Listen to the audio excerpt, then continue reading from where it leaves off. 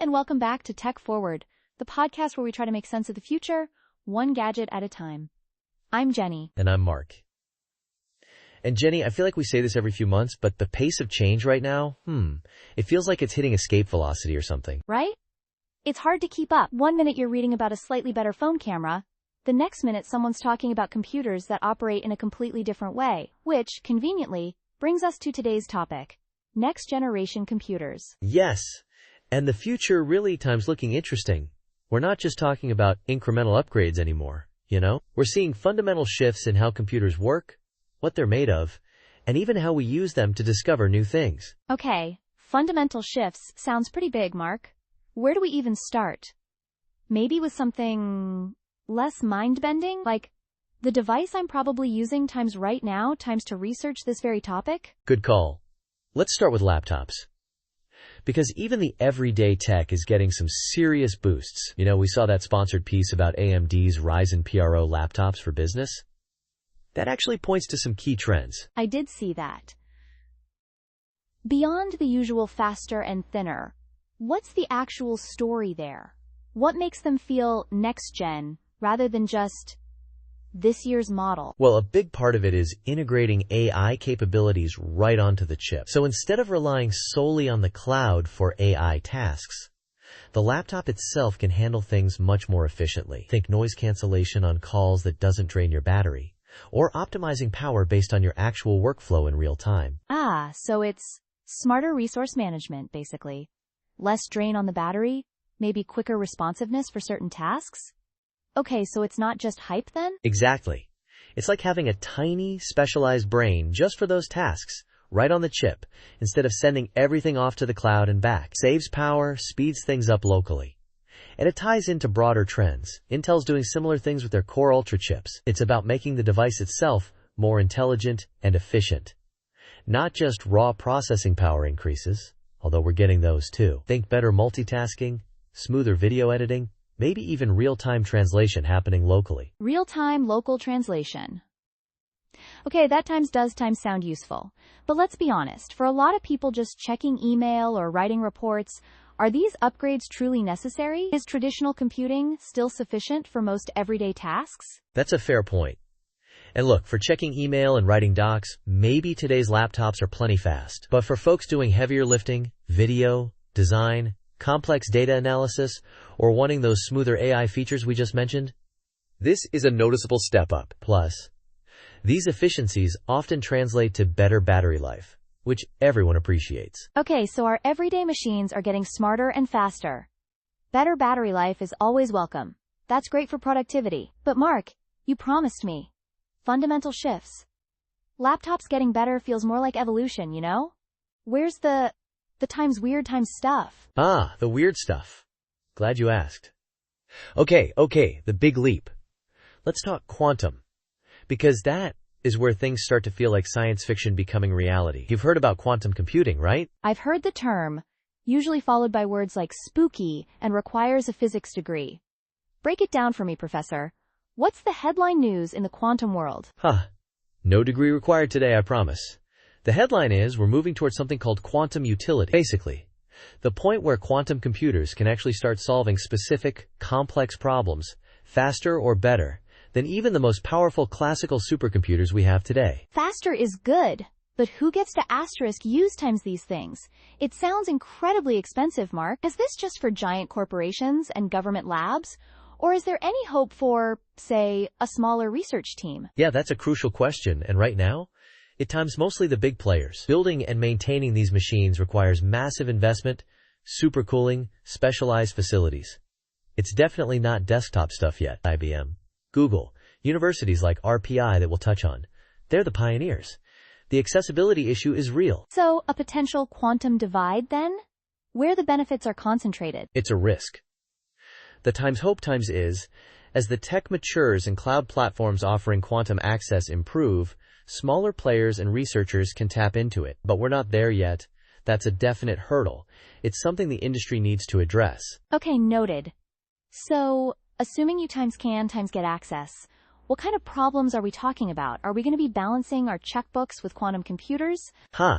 Probably not your checkbook. Think massive scale simulations and optimization problems that choke even our best supercomputers. IBM is a huge player here. They've developed this processor called Heron. Now, interestingly, it has fewer qubits, those are the basic quantum information units, than some previous ones, like their 1121 qubit Condor chip. But Heron is significantly better in terms of asterisk quality, much lower error rates. Fewer but better qubits? Why is that important? Isn't more always better? Not necessarily in quantum, not yet anyway. Because errors have been the Achilles heel. Qubits are incredibly delicate. They exist in this state of superposition, holding multiple values at once, but they get disturbed by, like, everything. Vibrations, tiny temperature fluctuations, cosmic rays, you name it. Reducing those errors is crucial for getting reliable results. It's like trying to do complex math on a chalkboard during an earthquake. Condor had more chalkboards? Maybe.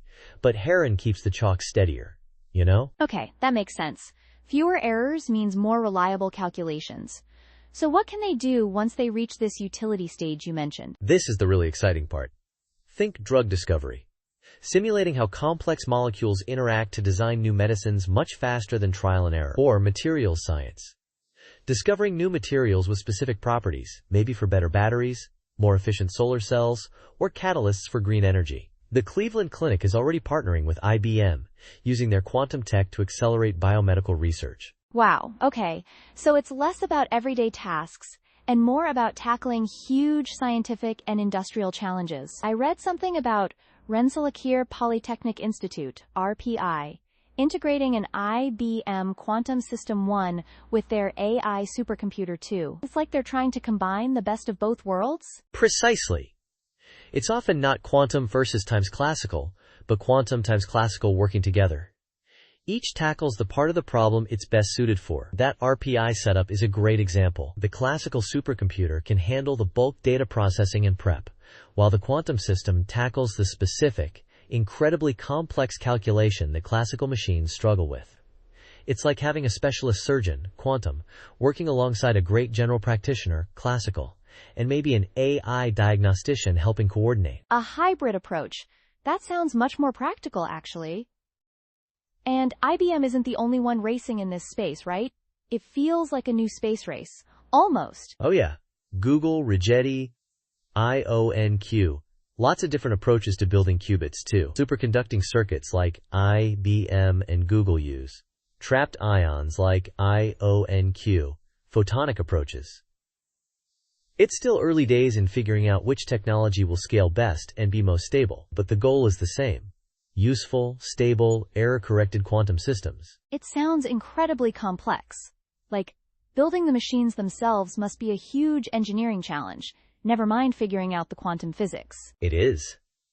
Which brings us neatly back to the classical world, specifically semiconductors, because even regular computers are getting some wild upgrades under the hood, driven partly by the needs of AI and these complex simulations. Okay, semiconductors. Chips. What's new there besides just shrinking things down, which feels like the story we hear every year? Well, shrinking is still happening. We're talking nodes below 2 nanometers now, using new transistor designs like gate-all-around FETs, or GAAFETs. Companies like TSMC, Samsung, Intel, are all pushing those boundaries for performance and efficiency. But there's also this really interesting development with CPU architectures. Architectures? Like how the chip is designed internally? The blueprint, sort of? Exactly. For decades, it's mostly been dominated by x86 Think Intel and AMD in PCs and servers, and ARM, which is huge in mobile phones and increasingly laptops. But now there's RISC-V. The V is a Roman numeral 5, by the way. RISC-V. Sounds important? Or just another acronym for us to learn? It could be very important.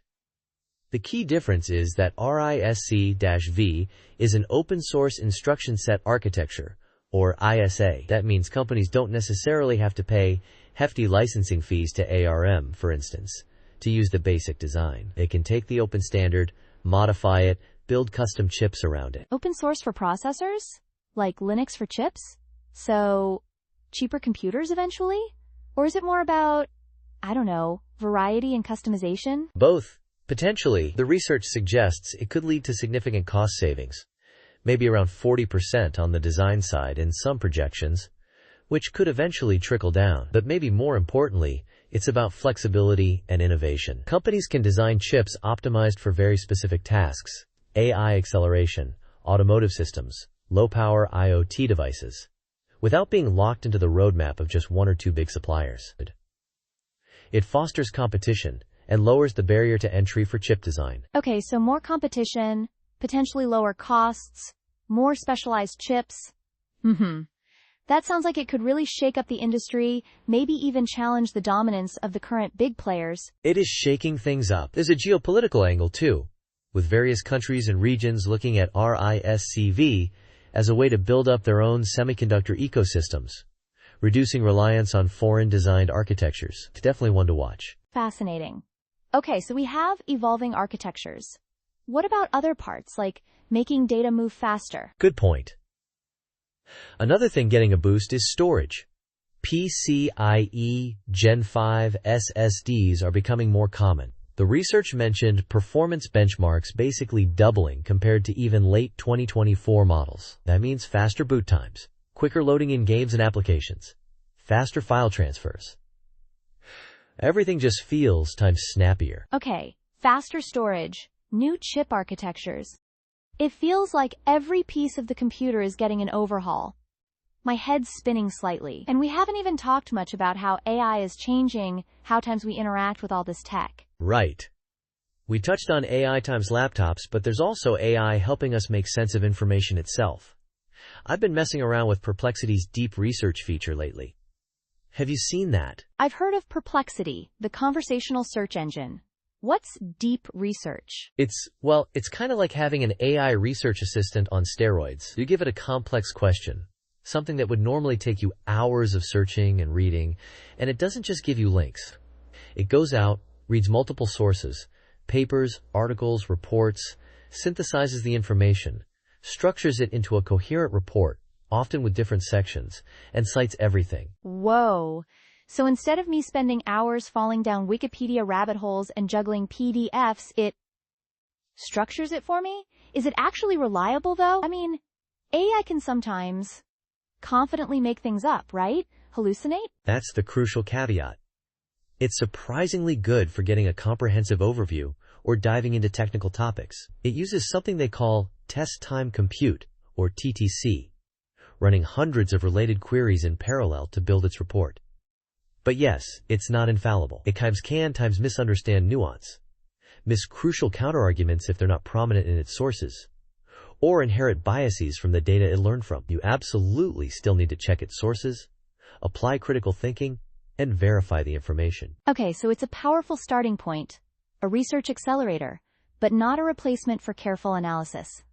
Got it. Exactly. It's an assistant, not a replacement for your brain.